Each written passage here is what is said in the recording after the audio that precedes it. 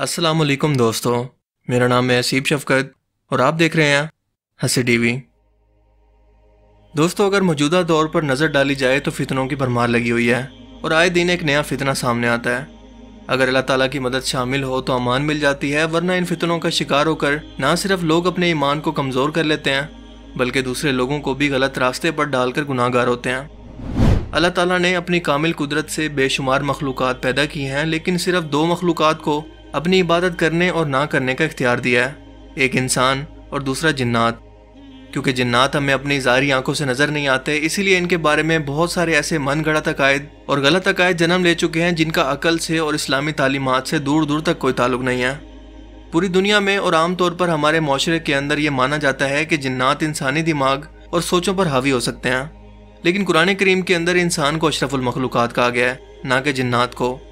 तो फिर सवाल ये है कि क्या इस्लामी तारीख के अंदर क्या कोई ऐसी मिसाल मौजूद है या इनके बारे में हदीस का कोई ऐसा रेफरेंस मौजूद है जो इनके वजूद को हकीकत साबित कर सके, या फिर ये हमारे सिर्फ फरसूदा ख्यालात हैं और हम किसी ज़हनी बीमारी को जिन्नात का हावी होना समझते हैं, जिनका असल में कहीं कोई वजूद नहीं है।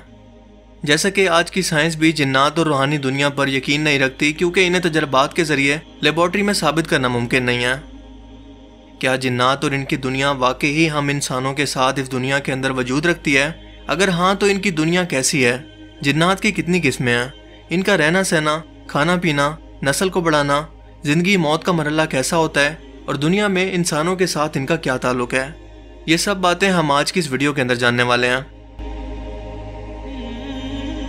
दोस्तों, जिन्नात के वजूद पर यकीन रखना हमारे मज़हब और दीनी तालीमात का हिस्सा है, क्योंकि कुरान पाक में मुतअद्दिद जगह पर इनका जिक्र वाज़े तौर पर मौजूद है और कुरान करीम की सूरह अल रहमान तो पूरी की पूरी इस बात पर शहादत देती है कि जिन्नों को इंसानों की ही कोई किस्म समझने की कोई गुंजाइश नहीं है, यानी जिन्नात एक अलग से मखलूक हैं। इसके अलावा हदीस के अंदर भी इनका जिक्र मौजूद है कि इंसान को अल्लाह ताला ने मिट्टी से और जिन्नात को आग के शोले से पैदा किया, इसीलिए वो दिखते नहीं हैं, और ये हज़रत आदम अलैहिस्सलाम की तख्लीक से पहले भी मौजूद थे। हज़रत आदम अलैहिस्सलाम की तख्लीक से तकरीबन 2000 साल पहले जिन्नात इसी ज़मीन पर आबाद थे जहां आज हम इंसान आबाद हैं, लेकिन ये बहुत ही सरकश और नाफरमान होते चले गए, एक दूसरे को कत्ल करने लगे और फितना और फसाद के अंदर मुब्तला हो गए। तब अल्लाह ताला ने जिन्नात से हुकूमत लेकर एक ऐसी नई मखलूक को देना चाहिए, यानी हज़रत आदम अलैहिस्सलाम को। लिहाजा हज़रत जिब्रील अलैहिस्सलाम को फरिश्तों की जमात के साथ ज़मीन पर उतारा गया, जिन्होंने इन शैतान जिन्नात के साथ जंग की और इन्हें सुनसान वादियों, पहाड़ियों और समंदरी इलाकों के अंदर कैद कर दिया, जहां वो हज़रत सुलेमान अलैहिस्सलाम के दौर तक कैद रहे और फिर अल्लाह ताला के हुक्म से आज़ाद हो गए। लेकिन अल्लाह ताला ने हज़रत सुलेमान अलैहिस्सलाम को जिन्नात पर भी हुकूमत अता की थी, लिहाजा वो इनका हर हुक्म मानते और इनके लिए बड़ी बड़ी तामीरात भी करते रहे, जो कि आज भी मौजूद हैं।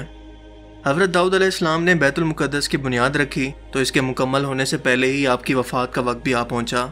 आपने इस काम की वसीयत अपने बेटे यानी हज़रत सुलेमान अलैहिस्सलाम को फरमाई, लिहाजा हज़रत सुलेमान अलैहिस्सलाम ने जिन्नों की एक जमात को इस काम पर लगा दिया और इस इमारत की तामीर होती रही।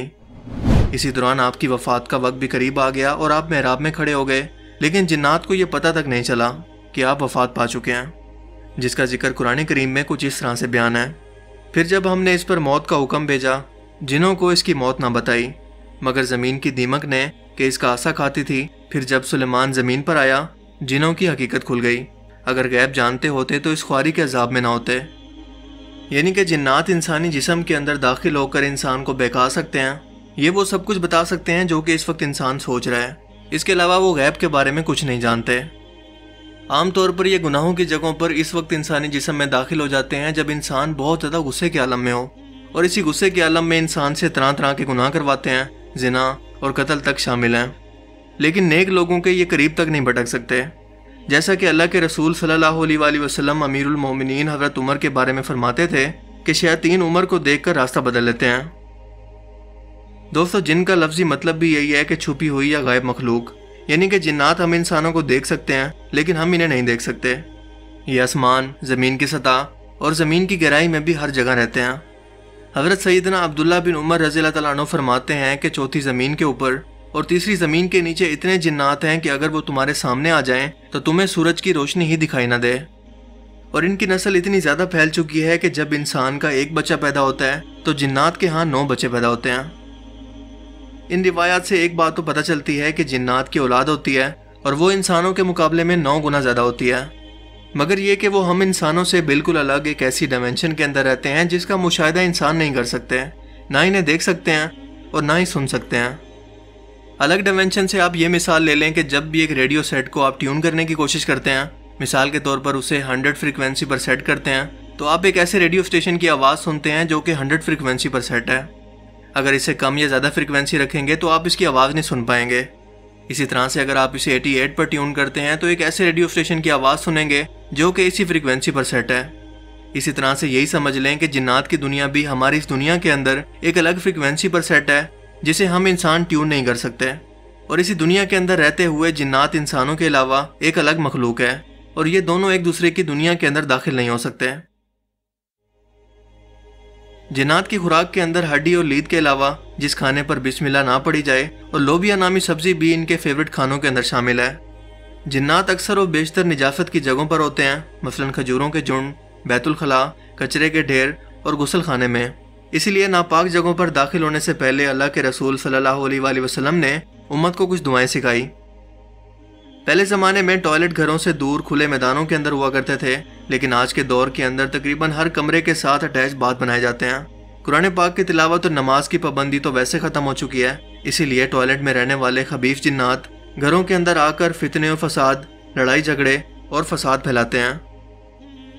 اس کے علاوہ جنات بڑے بڑے ٹیلوں، وادیوں، بلوں یعنی کہ سوراخوں، انسانوں کے ساتھ بھی رہتے ہیں۔ قبرستان اور ویران جگہوں پر بھی ان کا ڈیرا ہوتا ہے۔ اسی طرح سے گھروں کی چھتوں پر بھی یہ مخلوق رہتی ہے، اسی لیے شام کے وقت یا سورج غروب ہوتے وقت چھوٹے بچوں کو چھتوں پر رہنے سے منع کیا گیا ہے۔ اس کے علاوہ چکنائی والے کپڑے اور جھاڑیوں کے اندر بھی یہ رہنا پسند کرتے ہیں۔ امام جلال الدین السیوطی لکھتے ہیں کہ جنات کی کئی اقسام ہیں۔ پہلی قسم ہے غول، یہ سب سے خطرناک اور خبیث جن ہے جو کسی سے بھی مانوس نہیں ہوتا، کسی پر ترس نہیں کھاتے اور نہ ہی دوستی کرتے ہیں۔ یہ زیادہ تر جنگلات میں رہتے ہیں اور مختلف شکلیں بدل سکتے ہیں، اور یہ صرف رات کے وقت ہی باہر نکلتا ہے، اور اکیلے سفر کرنے والے مسافروں کو اکثر دکھائی بھی دیتا ہے، جو اسے اپنے جیسا ہی انسان سمجھ بیٹھتے ہیں، اور یہ مسافروں کو راستے سے بھٹکاتا ہے۔ دوسری قسم کے جن کو کہتے ہیں سالاتا، یہ بھی جنگلوں میں رہتے ہیں، اور جب یہ کسی انسان کو دیکھتے ہیں تو اس کے سامنے ناچنا شروع کر دیتے ہیں۔ اسے چوہے اور بلی کا کھیل کھیلنا بہت پسند ہے، یعنی انسانوں کو ڈرانا اور ڈرانے کے بعد انسانوں کے پیچھے بھاگنا اسے بہت پسند ہے۔ تیسری قسم کے جن کو کہتے ہیں غدار، یہ مصر کے اطراف اور یمن کے اندر پائے جاتے ہیں۔ یہ اتنی بھیانک شکل و صورت رکھتے ہیں کہ اسے دیکھتے ہی انسان بے ہوش ہو کر گر جاتا ہے۔ اس کے علاوہ چوتھی قسم کہلاتی ہے وولہان، یہ ویران سمندری جزیروں کے اندر رہتے ہیں، اور اس کی شکل ایسے ہوتی ہے جیسے انسان شتر مرغ پر سوار ہوتا ہے۔ اس کے علاوہ پانچویں قسم کہلاتی ہے مشک، یہ انسان کے آدھے قد کے برابر ہوتی ہے اور دیکھنے والے اسے بنمان سمجھتے ہیں۔ بعض جنات انسانوں سے مانوس بھی ہو جاتے ہیں اور انہیں تکلیف نہیں پہنچاتے، حالانکہ ان کے ساتھ ان کے گھر میں رہتے ہیں۔ اس کے علاوہ کچھ جنات ایسے ہیں جو ہوا کے اندر اڑتے پھرتے ہیں اور ان کی رسائی پہلے آسمان تک ہوتی ہے۔ یہ وہاں کان لگا کر غیب کی باتوں کو سننے کی کوشش کرتے ہیں تاکہ زمین پر واپس جا کر فتنے اور فساد میں انسانوں کو مبتلا کر سکیں، لیکن انہیں روکنے کے لیے آسمانی پتھر یا شہاب ثاقب ان کو مارے جاتے ہیں تاکہ انہیں دور رکھ سکیں۔ صرف ایک وقت ایسا تھا جب ان کے لیے پہلے آسمان کے دروازے بھی بند کر دیے گئے، اور وہ وقت تب تھا جب آپ صلی اللہ علیہ وآلہ وسلم پر وحی نازل ہوا کرتی تھی۔ اس کے علاوہ کچھ جنات بے حد طاقتور بھی ہوتے ہیں جنہیں عفریت کہتے ہیں۔ ایسے ہی ایک عفریت جن کا ذکر حضرت سلیمان علیہ السلام کے قصے میں بھی موجود ہے، جس نے پلک جھپکنے سے پہلے ہی ملکہ بلقیس کا تخت حضرت سلیمان علیہ السلام کے سامنے حاضر کر دیا۔ دوستو، جنات کی عمریں بہت لمبی ہوتی ہیں، تقریباً کئی ہزار سال تک، جس کا اندازہ اس بات سے لگا لیں کہ ایک صحابی جن حضرت عثمان بن صالح کا 219 ہجری کے اندر انتقال ہوا۔ جنات میں مسلمان بھی ہیں، کافر بھی، مگر ان کے کافر انسانوں کی نسبت تعداد کے اندر بہت زیادہ ہیں۔ ان کے مسلمان نیک بھی ہیں اور فاسق بھی، یعنی جھوٹے بھی۔ البتہ ان کے اندر جھوٹے مسلمانوں اور بدکاروں کی تعداد انسانوں کی نسبت بہت زیادہ ہے۔ شریر جنوں کو شیطان کہتے ہیں، اور ان سب کا سردار ابلیس ہے، جو کہ سب سے پہلے جن جس کا نام مارس تھا، اس کے پوتے کا بیٹا تھا۔ ابلیس نے غرور میں آ کر حضرت آدم علیہ السلام کو سجدہ کرنے سے انکار کر دیا اور حکم خدا بندی کی نافرمانی کی، جس کی وجہ سے اسے بارگاہ الہی سے ذلیل کر کے نکال دیا گیا اور ہمیشہ ہمیشہ کے لیے یہ مردود ہو گیا۔ قیامت تک کے لیے اس نے مہلت مانگی، اور اسے یہ مہلت اس لیے دے دی گئی تاکہ یہ قیامت کے روز کسی طرح کا اعتراض نہ کر سکے، اور جو انسان بھی قیامت تک کوئی بھی گناہ کرے اس کی سزا بھی اسے دی جائے۔ جنات میں بعض یا سب مختلف شکلیں اختیار کر سکتے ہیں۔ ان کی یہ خاصیت ہے کہ وہ انسانی نظروں سے چھپے رہتے ہیں۔ اور بعض اوقات اپنی اصلی شکل کے علاوہ کسی اور شکل کے اندر بھی نظر آ سکتے ہیں، لیکن ان کو اصلی صورت کے اندر دیکھنا صرف انبیاء کرام اور بعض اولیاء کرام کے علاوہ کسی کے لیے ممکن نہیں۔ جبکہ اگر یہ کسی جانور مثلاً کتے یا بلی وغیرہ کی شکل کے اندر کسی انسان کے سامنے آ جائیں تو انسان انہیں دیکھ سکتے ہیں، اور اس وقت ان پر تمام دنیاوی قانون بھی لاگو ہوتے ہیں۔ یعنی کہ اگر کوئی جن کسی کتے کی شکل کے اندر انسانوں کے سامنے آ گیا اور وہ کتا کسی حادثے کے اندر مر گیا تو وہ جن بھی حقیقت کے اندر مر جائے گا۔ حیران کن بات یہ ہے کہ جہاں انسان جنات سے ڈرتے ہیں وہیں جنات بھی انسانوں سے ڈرتے ہیں، لہٰذا جب بھی وہ انسانوں کے سامنے آتے ہیں تو اگر کوئی انسان ان سے نہ ڈرے اور نہ گھبرائے تو وہ پہلے تو آپ پر حاوی ہونے کی کوشش کرے گا، آپ کو ڈرائے گا، لیکن جب آپ اس کے مقابلے کے لیے تیار کھڑے ہوں گے تو وہ خود ہی ڈر کر بھاگ جائے گا۔ ان کے شر سے بچنے کے بہت سارے طریقے ہیں۔ اللہ تعالیٰ کی پناہ طلب کرنا، قرآن پاک کی تلاوت کرنا، ذکر و اذکار کی کثرت کرنا، اذان دینا، جنات اور جادو وغیرہ کے وظائف اور چکنائی والی چیزوں کو یا گندی جگہوں کو جلد صاف کر دینا وغیرہ شامل ہیں۔ قرآن کریم میں 20 مقامات پر یہ حقیقت بھی بیان کی گئی ہے کہ ابلیس نے تخلیق آدم کے وقت یہ عزم کر لیا تھا کہ وہ پوری انسانی نسل کو گمراہ کرنے کی کوشش کرے گا، اور اس وقت سے شیاطین جن انسان کو گمراہ کرنے کے پیچھے پڑے ہوئے ہیں، لیکن وہ انسان پر زبردستی مسلط ہو کر کوئی بھی کام کروانے کی طاقت نہیں رکھتے، بلکہ وہ انسانوں کے دل کے اندر وسوسے ڈالتے ہیں، اس کو بہکاتے ہیں اور ہر طرح کی بدی اور گمراہی کو اس کے سامنے خوبصورت بنا کر اس طرح سے پیش کرتے ہیں کہ انسان اس کی طرف اٹریکٹ ہو جائے۔ اسی لیے تو گناہ کے اندر اتنی اٹریکشن اور لذت محسوس ہوتی ہے، جبکہ خود کو اس سے بچانا یا صبر کرنا بہت مشکل۔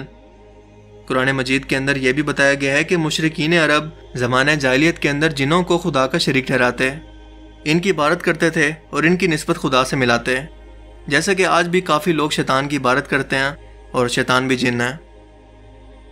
حضرت عبداللہ بن مسعود رضی اللہ تعالیٰ عنہ سے روایت ہے کہ نبی کریم صلی اللہ علیہ وآلہ وسلم نے فرمایا کہ انسانوں میں سے کوئی شخص نہیں کہ جس کے ساتھ ہمزاد جن اور ہمزاد فرشتہ نہ ہو۔ لوگوں نے عرض کی کہ اے اللہ کے رسول، کیا آپ کے ساتھ بھی ہے؟ آپ صلی اللہ علیہ وآلہ وسلم نے فرمایا کہ ہاں میرے ساتھ بھی ہے، لیکن اللہ تعالیٰ نے میری مدد فرمائی اور میرا ہمزاد مسلمان ہو گیا ہے، لہٰذا وہ مجھے سوائے بھلائی کے کچھ نہیں کہتا۔ اس حدیث مبارکہ سے یہ بات تو ثابت ہو گئی کہ جب بھی کوئی انسان کا بچہ پیدا ہوتا ہے تو اس کے ساتھ ہی ابلیس کا ایک شیطان بھی پیدا ہوتا ہے، جسے فارسی میں ہمزاد اور عربی کے اندر وسواس کہتے ہیں، یعنی کہ وسوسے ڈالنے والا۔ اور ظاہر ہے کہ ابلیس کے ہر سیکنڈ کے اندر سینکڑوں بچے پیدا ہوتے ہیں، جیسے کہ مچھلی، ناگن سانپ ایک وقت کے اندر ہزاروں انڈے دیتی ہیں۔ اسی لیے قیامت کے روز انسانوں کے مقابلے میں اگر جہنم کے اندر ایک انسان کو ڈالا جائے گا تو اس کے مقابلے میں 1000 شیاطین جہنم کے اندر جائیں گے، کیونکہ قیامت کے روز انسان اور جنات کے صرف اعمال ہی کام آئیں گے، اور جس نے غفلت اور کفر کے اندر زندگی گزار دی وہ اس روز چاہ کر بھی مر نہیں پائے گا، کیونکہ موت کو بھی اس روز موت آ جائے گی۔ اب ذرا تصور کریں ایک ایسی زندگی کہ جس کے اندر موت کو بھی موت آ جائے، اور یہ زندگی ہمیشہ کی ہو، اور یہ زندگی آپ کی ہمیشہ کے لیے خدا نہ خواستہ جہنم کے اندر ہو، جو کہ کبھی ختم نہیں ہونے والی۔